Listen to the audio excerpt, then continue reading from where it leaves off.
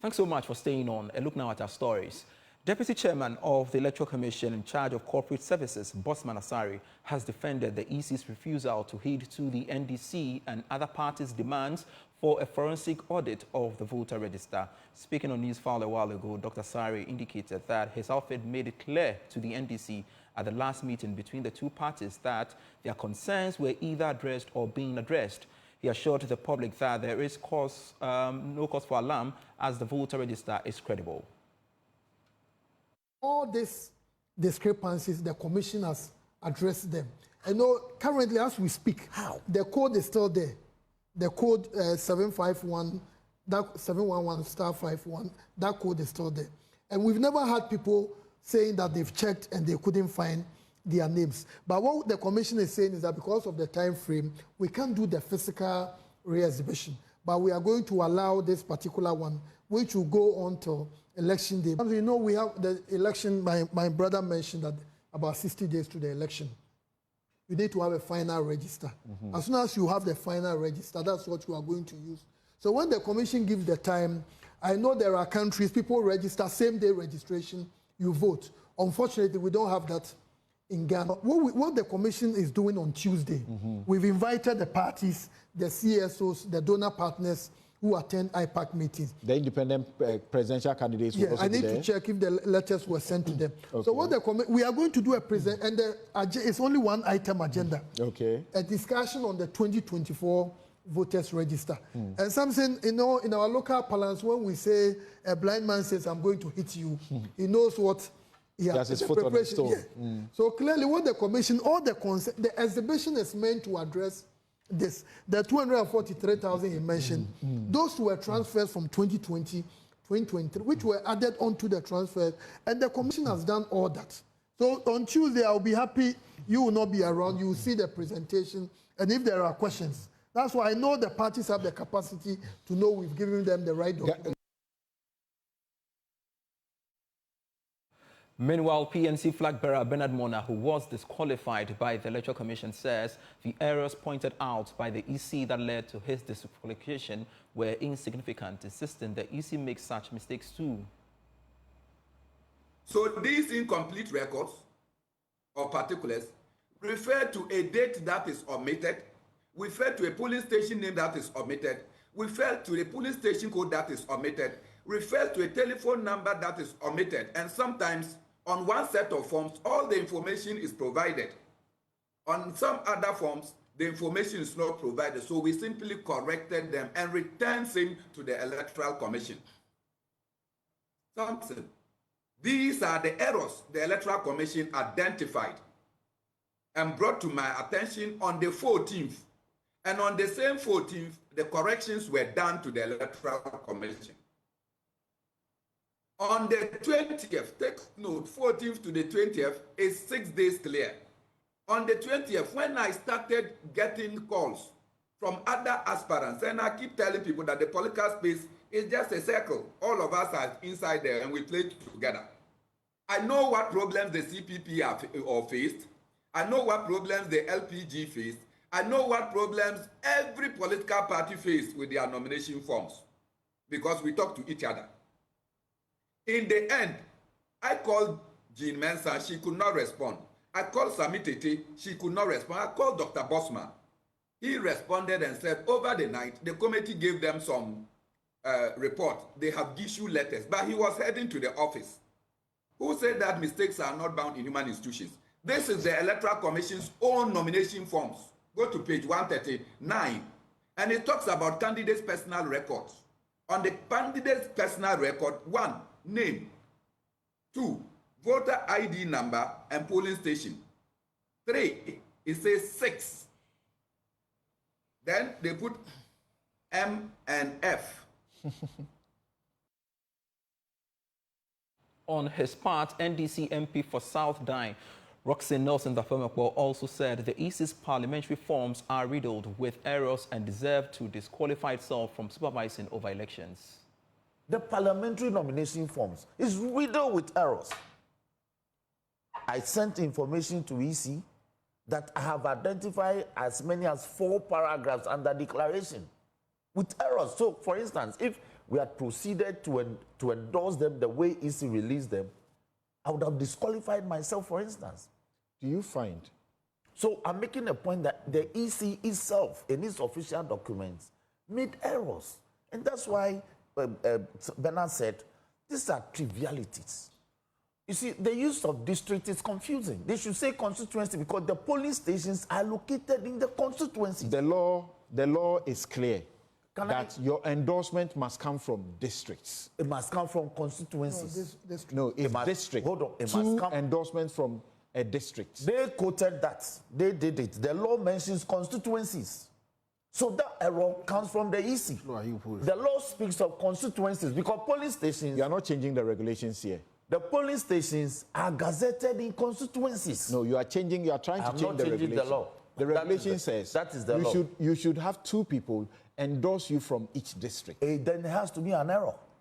The law is an error. Yes, why? The law can be an error. If it's an error, then the law can be an error. It's an error. So, because when you use a district, in Parliament, you see, when you use a district, you'll be confusing the particularization on the ground. The polling stations are not located in districts; they are located in constituencies. You have been filling these forms. You have not been making these mistakes. No, I have not made those mistakes. Right. So let me get back to the point that you raised. That is why under Regulation 9(6) of 127, CI 127.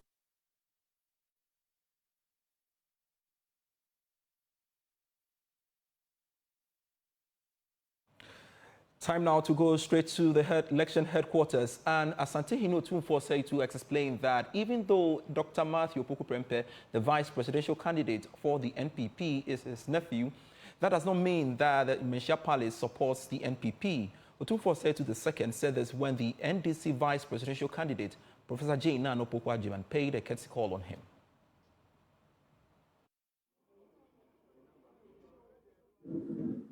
Na sese na akoye emre tosu mienu aye wura mahama waye de oye emfie na ya besenko ye ne bio enti no na menim sanka na sese ma ba dedaada na ensam no do so na de mesew fa ho ne chemi enti me ba ya me beda me ho di a kire obio sese akwan no ma sensi su bio na mpa ibo na abo ma me no akwan kire wa futu no ende mpa ho enti na me ba ya me beje mpa ibo mabeje akwankyere abeje futu na sede nyame behyehyɛ no abanesa na akoyie amaga na manyina ana nti me baya masam tititia no me dase MPP fo ayi me nana ayi president Matthew NAPO ampasa me nana no eno nche se fie ha mato ama MPP anase mato ama NDC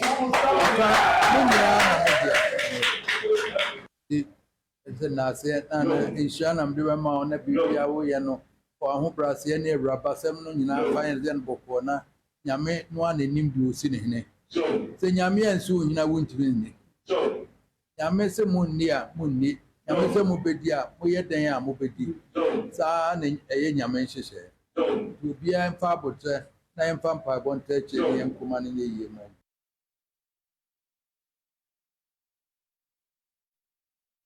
Now, the NDC presidential candidate, John Dramani Mahama, has issued a stern warning that anyone who causes financial loss to the state in connection with a new $800 million gas processing contract will face the full rigors of the law. During his tour of the Greater Accra region, he said the amount involved necessitates parliamentary approval. He cautioned that if the contract is not presented before Parliament, a future NDC government will hold accountable those responsible for signing it, ensuring they are prosecuted for causing financial loss to the state. This comes as the minority in Parliament also urged the Ghana National Gas Company earlier this week to submit the $800 million gas processing contract to Parliament for proper scrutiny. Maxwell Agbagba has more in this report.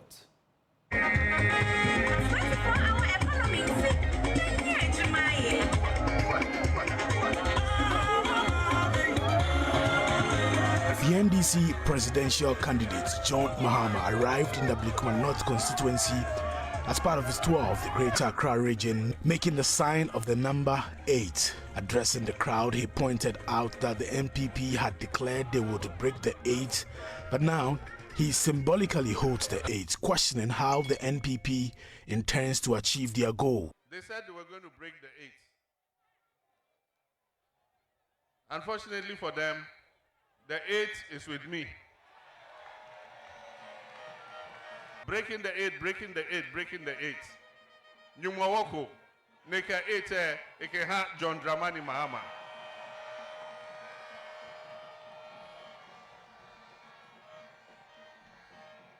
Hey, well, 8, me here 8. Abahena Jan Makwe.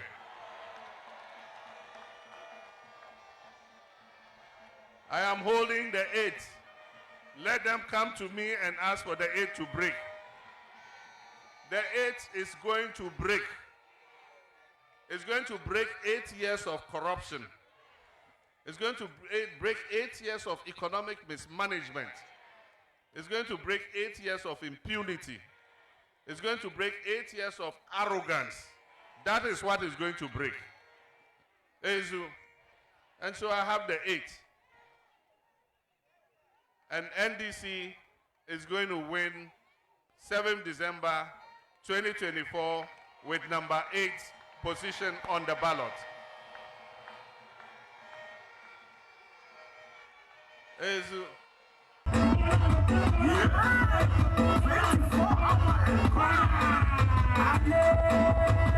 He warned that persons who cause financial loss to the state in a new $800 million gas processing contract will be made to face the full rigors of the law. He wants the contract to be subjected to parliamentary scrutiny. So why is there a hurry to sign the contract for the second gas train? Just because they want to commit it, take their 10%, and if it takes even 5 years for the gas to come, they don't care. We are warning everybody who is involved in this contract. If there's financial loss to the state, they would be held responsible for that. And for a contract valued at $800 million, I believe that it must be subjected to parliamentary approval. Because they want to avoid parliament, they have set up a wishy-washy Ghanaian company as the front so that they don't have to go to parliament because it's an international company. We are watching. If there's financial loss to the state, people are going to be held responsible. A word to the wise is enough. At the Kokompe Spare Parts Market in Dakuman, he promised the sellers an ultra-modern workspace at Anya and also announced measures a future NDC government will roll out to minimize the impact of the depreciation of the cedi against the dollar on their business. Ezu, Omampenya Akufo-Addo ka kire say, or the branch be Free Bank of Ghana eba abeye na be di chiri. No say at the frontier all this branch na eba. And they say, oh, you're economic specialist. No, be CS Ghana sika sem send a bear your home betoin. And yes, I know kind. Into the branch and the buy. Abra me call independence, me did to me share on Monsano. Now see the no 4 CDs to $1. A branch here Bank of Ghana buy and fear watching. And then if we 4 CDs to $1, I could do 16 point something CDs to $1. Ezu. And after Sabrante no buy no. Onka sika sembium, onka economy assembium. And now we be bibia about economy. We say Ghana foreign exchange no dollar ni CD send ya kono. We be in there or say digital. And your my boy Ekosro no, we be in there or say digital. Until I say digitalization, and onka economy assembly. And so NDC, your money member, you bet me no.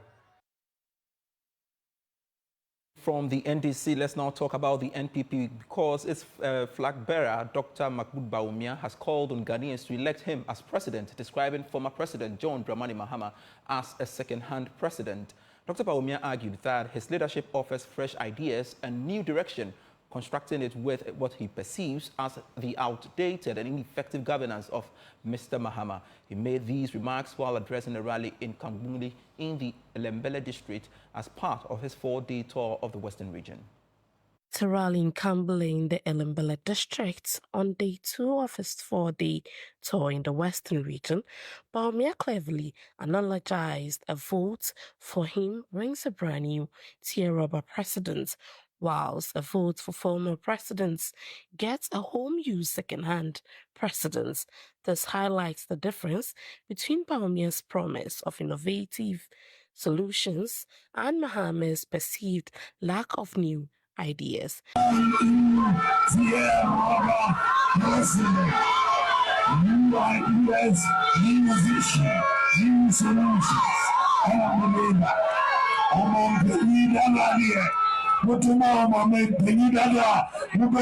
Second-hand president.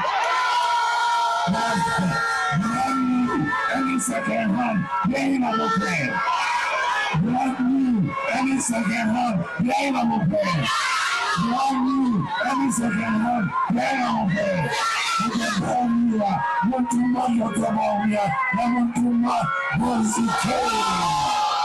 Meanwhile, Kwesi Bonzo, NPP parliamentary candidate and the district chief executive, is urging constituents to vote for change.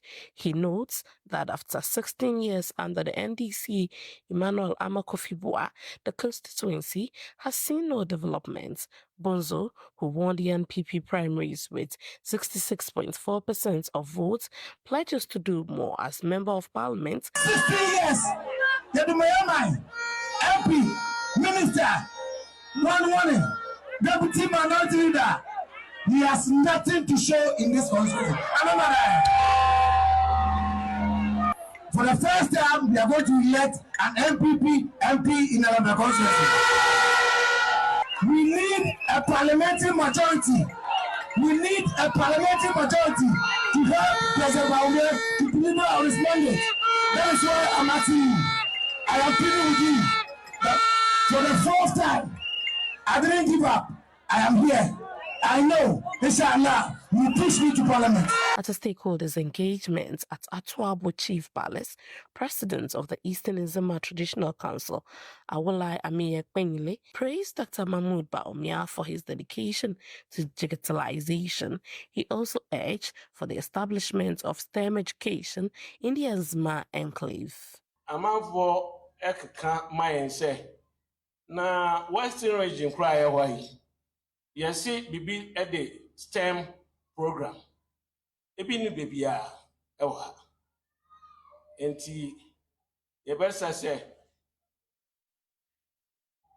ebi beba ye maimu wabayi ye dinkrane ma at least ye wo petroleum hub ewo Jomoro ye wo school where say DSS by say 5 or 6 were around enti se baha ebebo ends ba for no so na abua Western region.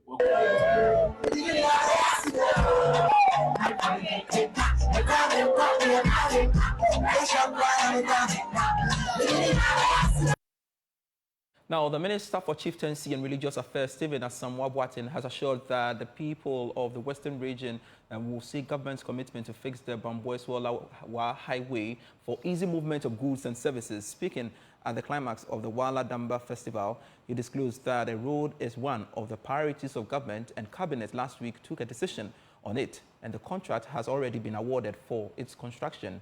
Rafiq Salam reports. The Dumba Festival, celebrated by the chiefs and people of the Wala state, is a blend of culture and Islam.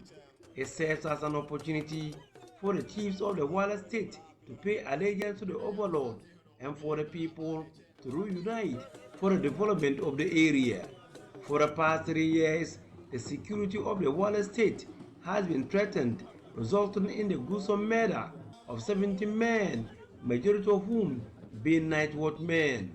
Overlord of the Wala state, NAPO Hussein Sidi Pilipo IV, speaking through his spokesperson, Jimpena Kadri Ibrahim, acknowledged the measures taken by the Upper West Regional Security Council to put a lid on the criminal act.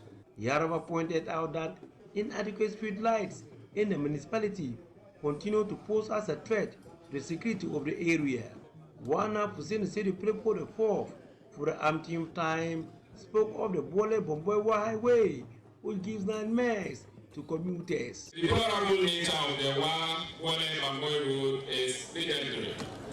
Traveling on it is a nightmare and nothing short of an ordeal. During his most recent visit to my palace, His Excellency the President of the Republic, Nana Addo Akufo-Addo, promised to fix the road as his parting gift to the people of the Upper West region. True to his word, shortly after his return to Accra, two key ministers relevant to the fixing of the road, i.e. the Minister of Finance and the Minister of Roads and Highways, came to assess it. They gave us some hope. We are anxiously waiting for action to be taken on that road. We wish to thank the government for the work on our internal and arterial roads so far. One road, however, that still needs immediate attention is the Wasen-Lobo road. Actually, it can scarcely be called a road, as most often drivers on it stop for moments to decide where to pass. Minister for Chieftaincy and Religious Affairs, Stephen Asamoah Boateng, has this response for the Wallo overlord. Indeed, the road from here to Soda is one of our priority roads, and we have earmarked that it must be dealt with immediately. As I speak to you now, it's been awarded. The contractor should be on the road by now. If not, I will ensure that he comes in. Because only yesterday at Cabinet, that particular road was discussed. So it's a major road for us to get it tied. Stephen Asamoah Boateng urged the people, especially the youth, to refrain from acts of violence that will mar the 2024 polls. We must foster and maintain peace before, during, and after the 2024 December elections. We are one people, and elections must not divide us. We must not build our young people to believe that they can fight for power. It is ideas that you have to share with your colleagues and your community, and for them to decide who leads us. Flag bearer of the NDC, John Dramani Mahama, was represented at the festival by a powerful delegation led by Upper West Regional Chairman of the NDC, Abdul Nasser Sani Bonas. Reporting for Dre News, Rafiq Salam.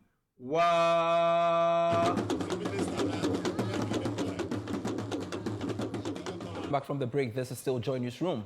Victims of the inferno which destroyed about 500 structures at Tema Community 12 say they have been pushed to the lowest point of their lives. For them, the last few days have been their darkest moment, with no option but to give a second shot at life after losing what they have toiled for. Now, speaking to Joy News, they reveal how difficult it is to sleep at night when they cast their minds back to the fire. The victims are therefore asking for support. Here's more from correspondent Kwame Yanka.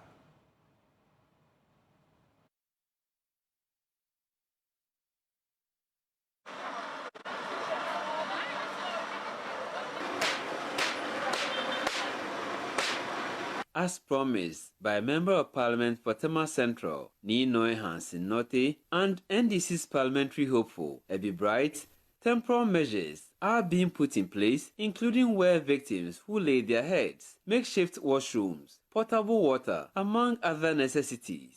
Here is Ken Asamoah, who moved from Adeso in the eastern region to Tema.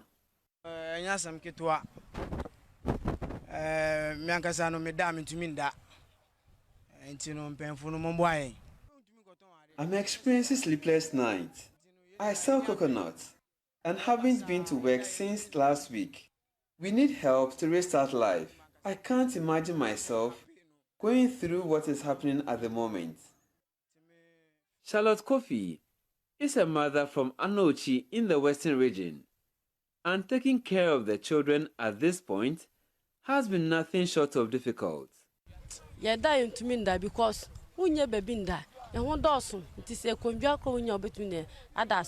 we can barely sleep at night. I was running a convenience shop, but my family has lost it all, including our capital. NDC's Tema Central candidate, Ebi Bright, called for innovative approach to dealing with such issues. I won't shy away from the fact that just by default, we should see more of the influx of people like this, because this is the industrial township. This is the pulse of the nation's economy, where unique constituency with the not only proximity to the ports, or ownership to part of the ports, but also the heavy and the light industrial area here. So it behoves on us to find innovative solutions to manage the situation. It's time for supper and the camps of NPP's parliamentary hopeful, Charles Forson, and that of NDC's Evie Bright in pickup trucks with food make their way to locations including Assemblies of God and Marado to feed victims. This has been Kwame Yanka for Joy News.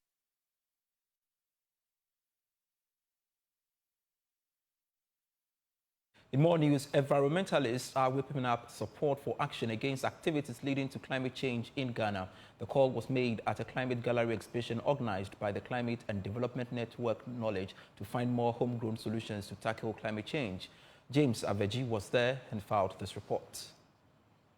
As Ghana and the world experience consistent weather and climate change conditions, the conversation about how to address the challenge has become more relevant now than before.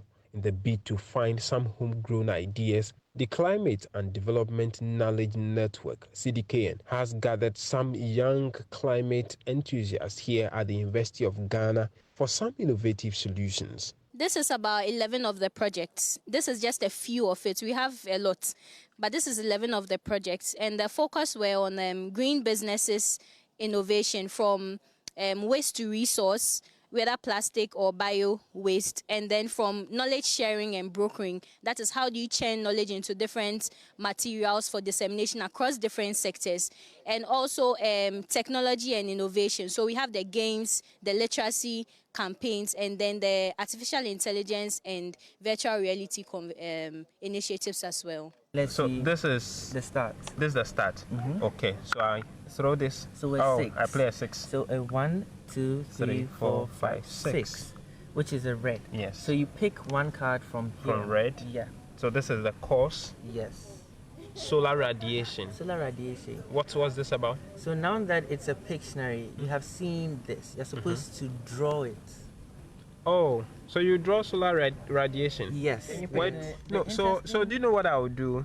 I don't like the sun smiling while throwing rays on us. So I'll change this to this. To a frown. Yes, so that we know that the sun is angry that we are depleting the ozone layer. In this podcast, we explore the critical connection between climate change and health. Climate change and our health. We've realized that climate change is not just an environmental issue, but it's also a health crisis. So in here, we engage in conversations on climate-driven disease outbreaks and mental health impacts. President of the International Development Research Center, IDRC, Julie Delahanty, who are main partners of CDKN, believes developing these initiatives will help address the climate change menace.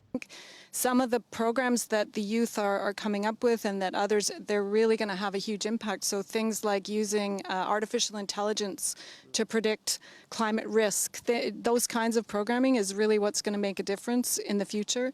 And of course, our hope would be to see some of these projects really scaling up to be able to scale across other communities and regions within Ghana, but also within the whole African region.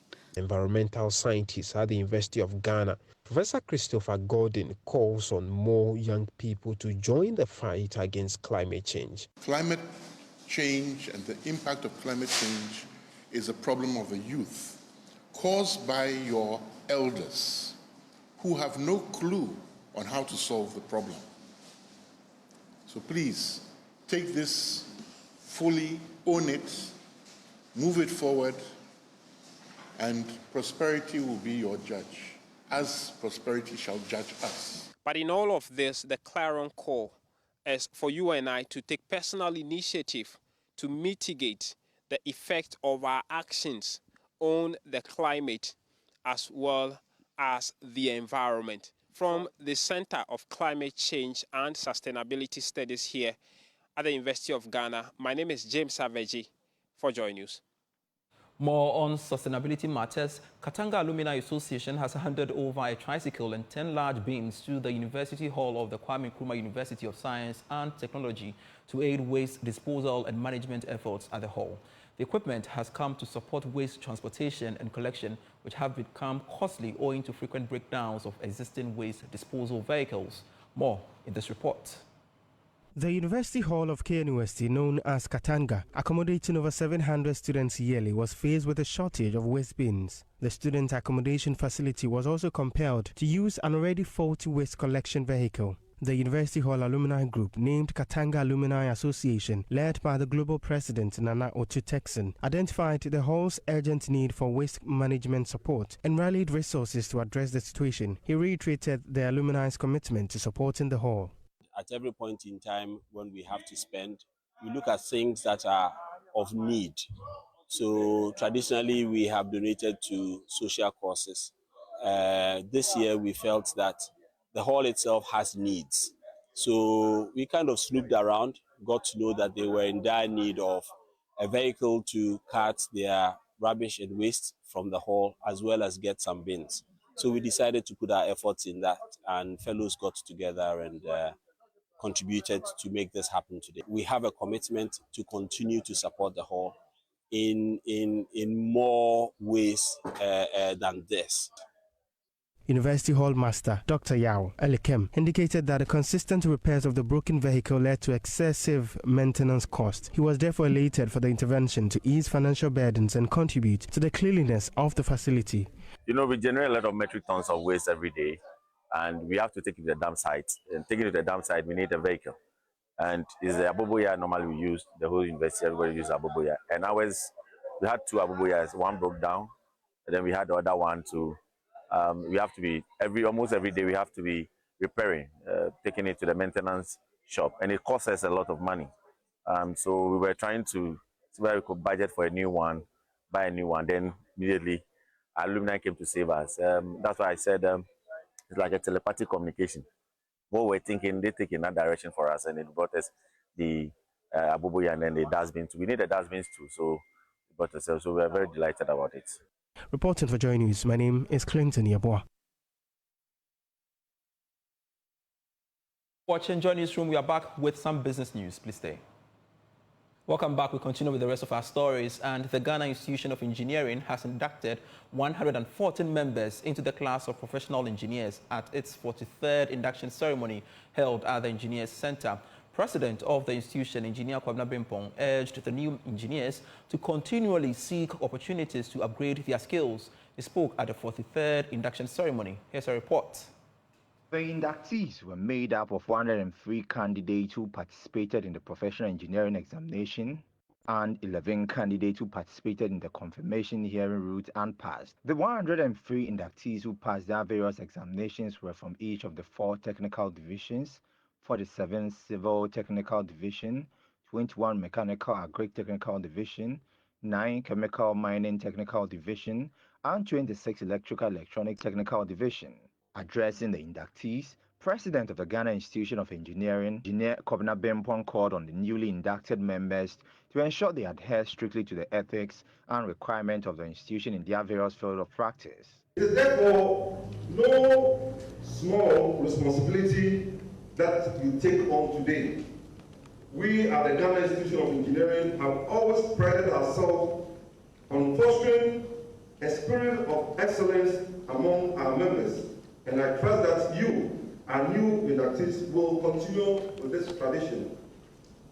Engineering and national development in Ghana, like many other nations, is faced with the challenges of modernization, industrialization, and the need for resilient infrastructure. Your role as engineering practitioners is crucial in finding innovative solutions to these challenges. Whether it is in the energy, construction, transportation, environmental protection, or digital technology, you will be at the help of creating new pathways to growth.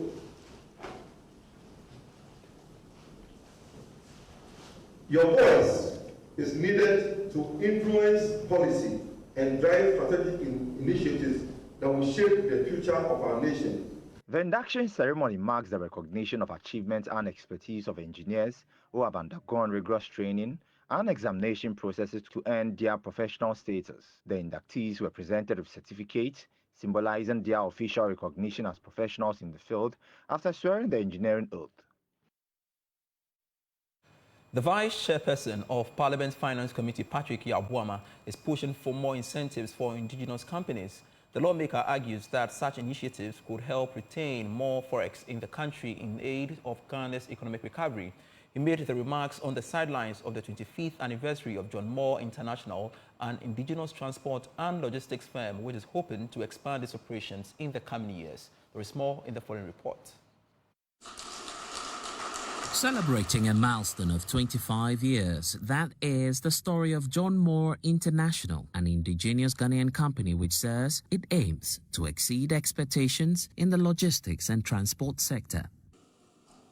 A little over 10 years ago, John Moore International became the first indigenous project logistics company in Ghana to receive the ISO certification in quality management 9001, environmental management 14001, and occupational health and safety management 45001. Since 2010, we have engaged in a rigorous annual diligence review by Trace International, the world's leading anti-bribery standards organization. Successfully completing this certification and its renewals for the past 14 years demonstrates our commitment to commercial transparency, making us a valued partner to both local and multinational companies. These achievements of John Moore can be attributed to the long service of these Ghanaian workers who are being rewarded on the anniversary night. Vice Chairperson of Parliament's Finance Committee, Patrick Yabuama, who's intrigued about the journey of John Moore, says more incentive packages must be rolled out in support of indigenous companies. Ghanaian businesses and or companies owned by indigenes ought to be supported. It is one of the reasons why government also put in place as a package to support local companies with some incentives. Some includes the 1D1F initiative, the automobile initiative, and other aspects that helps to propel Ghanaian-owned businesses. When this happens, it leads to the retention of profits in the country. It helps to stabilize our currency and also create a lot of jobs. So I'm for any incentive from government that seeks to protect and also promote local businesses. In the next few years, John Moore says it plans to expand its frontiers and operations into new fields such as the oil and gas sector within West Africa. Right, it's been challenging. I think for me, for the last 5 years, we have ventured in the oil and gas area, and currently we are exploring projects in Senegal especially. And so there are a lot of discoveries going on at the moment, and we're looking for bigger opportunities across the West Coast, yes.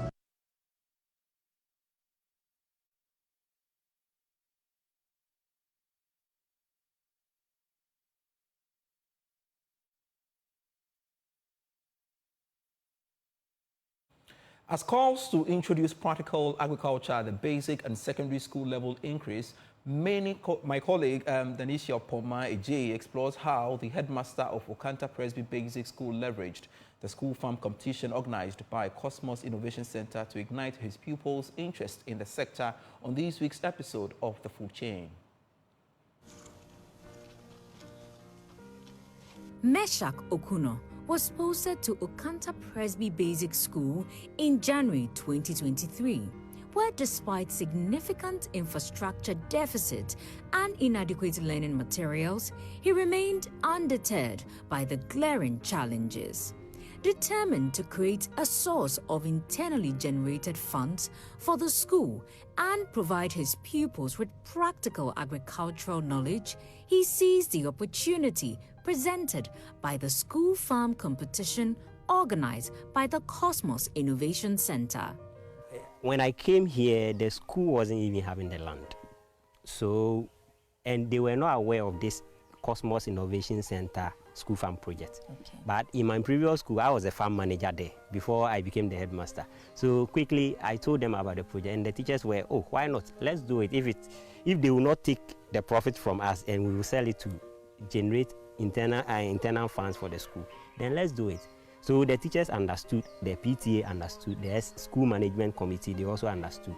Then we hired this land and applied to be part of the competition. And God being on our side, we were chosen last year.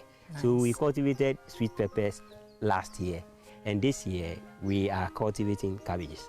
Amid calls to introduce practical agriculture as a standalone subject in schools, sections of the lush green cabbage farm have been allocated to individual students as part of their assessment. This year, the pupils have successfully cultivated 8,000 cabbages. Some students share their daily responsibilities on the farm and express their excitement about being involved in the project. We started our first project on clearing the land, and we also do a nesting bed. Then we plant our seeds. After that, we do some cultural practices such as weeding, irrigation, and also pest controlling. I think if I do farming, it will help me because it has been giving us more money. Then all our satisfaction, we get it in. So I want to do farming in the future. According to the Ghana Statistical Service, agriculture in the country is predominantly informal, with 32% of the population engaged in the sector. Over the past decade, the sector has contributed an average of 20% to Ghana's GDP. If school farming projects like this are implemented across basic and secondary schools, students could be naturally nurtured into the agricultural sector. This could help eradicate hunger, significantly boost food production, and contribute meaningfully to Ghana's economic growth. For Joy News, my name is Denisia Poma Eje. You can watch the full episode of Food Chain at 6 p.m. today on the Joy News channel. Thanks so much for watching Joy News Room with me, Pius Kojo Baka. Always a delight serving you. Do enjoy the rest of our programs.